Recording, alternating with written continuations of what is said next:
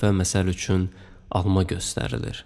Tələbələrdən nə gördükləri soruşulduqda bu dırnaq içi tələbələr almaya diqqətlə baxır və armud deyir. Növbə sonuncu tələbəyə çatanda, hansı ki agent deyil, əsl tələbədir, o da cavab verir ki armud. Halbuki açıq aydın alma təsvir edilir. Amma çoxluğun armud deməsi həmin tələbədə şübhə yaradır və nəticədə öz gözləri ilə gördüyü həqiqəti yox, çoxluğun dediyi yalanı seçir.